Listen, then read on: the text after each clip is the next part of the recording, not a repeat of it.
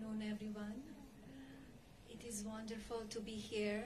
This is one of my favorite events during holiday time.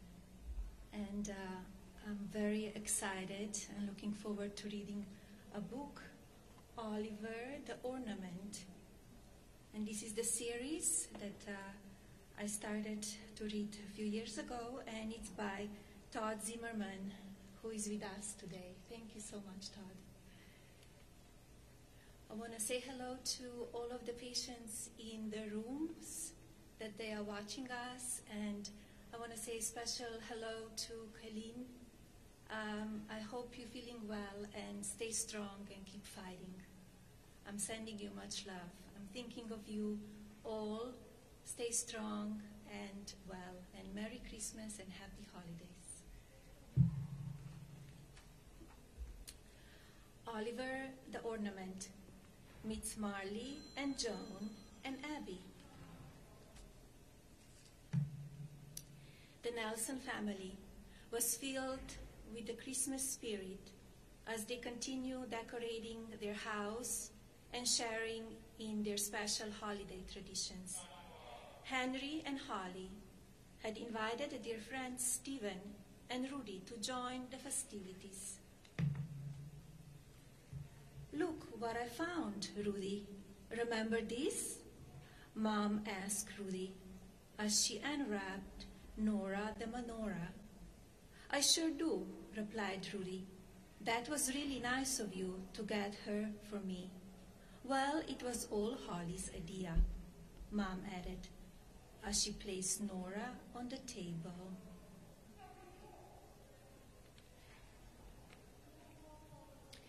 That was the same year grandparents gave you Marley and Joan and Abby. Remember, Oliver? Why don't you tell us about it? So Holly began. "Remember, I was getting my tonsils out. It was right before Christmas. And the grandparents and Grandma and Grandpa came to visit me in the hospital. First, Grandma and Grandpa Z came in and gave me Marley and Joan. They told me that these angels would look out for me.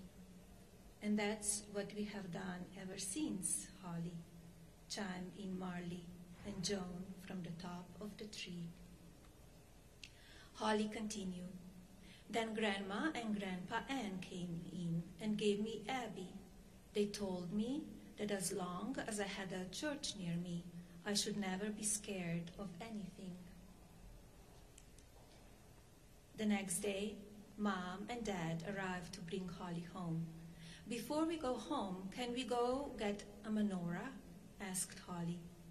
Startled by the question, Mom replied, "Sure, but why do you want one?" "Well, Rudy doesn't have a Christmas tree at her house, but she has a menorah, so I think we should have one at our house when she visits, so it's more like home to her," said Holly. Hearing this story for the first time, Nora said, "That's the first time I ever heard that story." The children were shocked beyond belief. They knew the ornaments came to life, but didn't expect the same from Nora. Just as they were about to ask Nora a question, Mom and Dad entered the living room to help them get ready to go skating at the town square.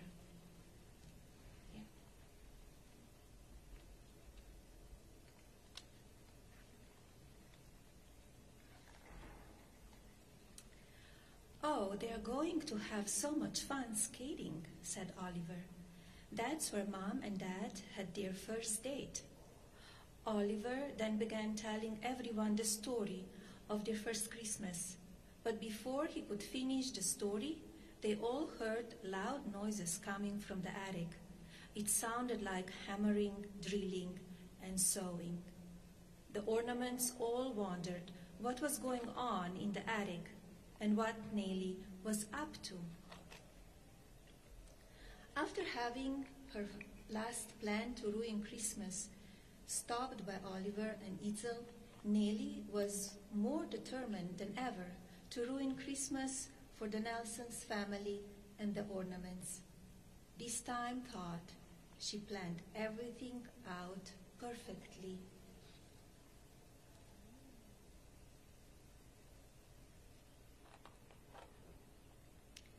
Meanwhile, back in the living room, the ornaments got Nora up to speed what was Nellie had been doing. "I think I should go up there and give her a piece of my mind," an upset Nora stated. "That's a bad idea," said Fraser. "I think you should go talk to her." "Well, then I'm going with you," said Mary. The ornaments' plan was simple. They were going to invite Nellie to the kitchen to bake Christmas cookies, but then surprise her with a party. "I think that will really cheer her up," said Mary. "Just be careful," insisted Marley and Joan. Once in the attic, Fraser and Mary found Nellie. "Hi, I'm Fraser, and this is Mary. We thought we would come up and introduce ourselves to you." "Oh, you did," a suspicious Nellie answered. There they are.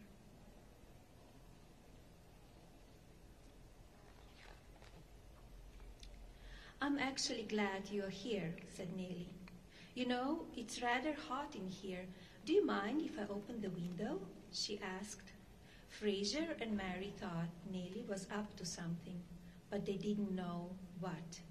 Nellie continued saying, "You know, I've just built really fun seesaw, but I don't have anyone to play with. Will you play with me?" "Well, okay," replied Fraser nervously, as he and Mary stood on one end.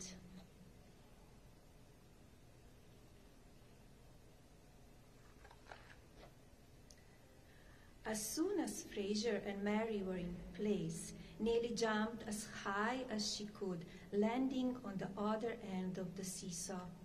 Shocked and frightened, Fraser and Mary were catapulted into the air, out the window, and straight toward the garbage can.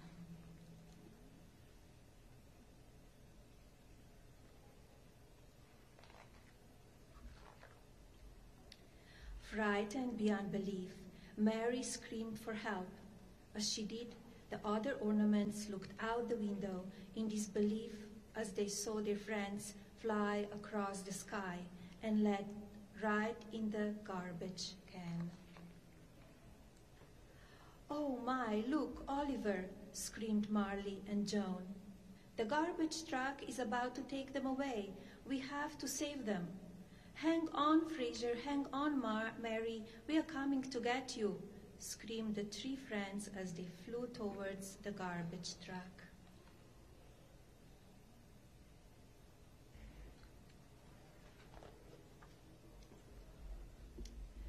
"Quick, let me grab you," hollered Oliver as he reached down to get hold of Fraser's slides.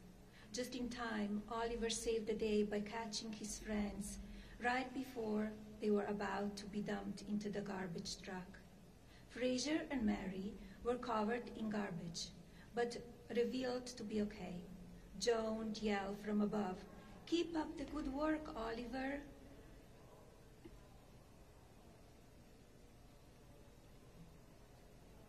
Back in the attic, Nellie couldn't believe her eyes. Oliver had thwarted her plans again and saved the day. Just then, she looked down and saw an envelope with her name on it. "It must be another trick," she thought.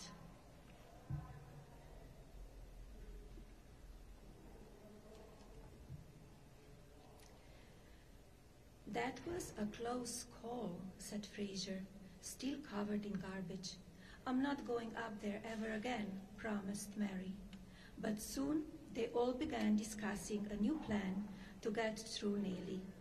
Meanwhile, Nellie was reading the invitation to bake cookies. "It has to be a trick," she thought. Here she is.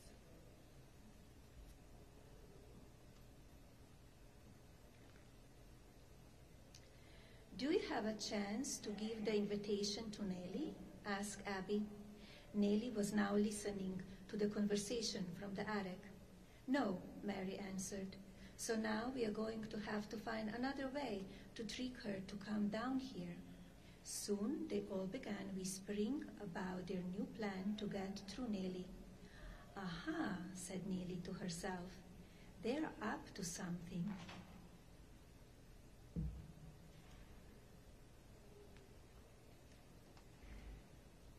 Just then, the whole family arrived home. "You know, Holly, there is more to the story of when Marley and Joan and Abby were giving to you," said Oliver. "What do you mean?" asked Holly. So Oliver began telling how Marley and Joan had taken Abby for a ride at night and went to visit every child in the hospital. One by one, they entered hospital rooms, spreading good wishes and hope to all the children.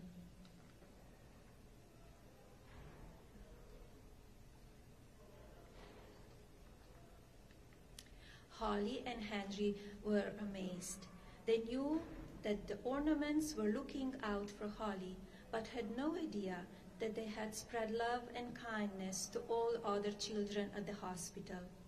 Just then, Dad came into the room to tell the children it was time for bed.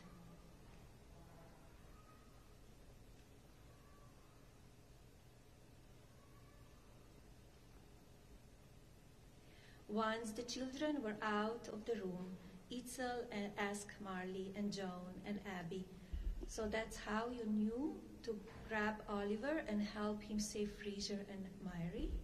"That's right," they answered, "but we never thought we had be doing it again."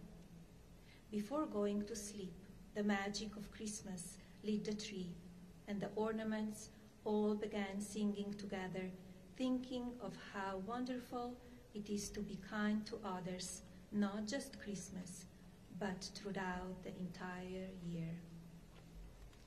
Merry Christmas and a happy and healthy New Year.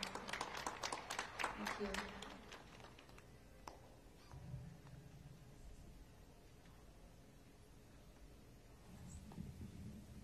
Mrs. Trump, that was beautiful. Thank you so much, and thank you for continuing the tradition of being here. That story, Todd, thank you. So creative and just perfect for all the children in the hospital to think about that. And boy, those ornaments, they are busy. But spreading good cheer and sending such an important message about being kind, being nice all year long. It's exactly the message you have sent through Be Best. So thank you so much, Mrs. Trump, for being here and for bringing cheer to the children. So we're not done. We have another little surprise. Mrs. Trump is going to be playing bingo, holiday bingo, with all of the children that are tuned into Seacrest Studio. So in just a minute, we'll be launching that through our Seacrest Studio so the kids can play holiday bingo with Mrs. Trump. Thank you so much for being here.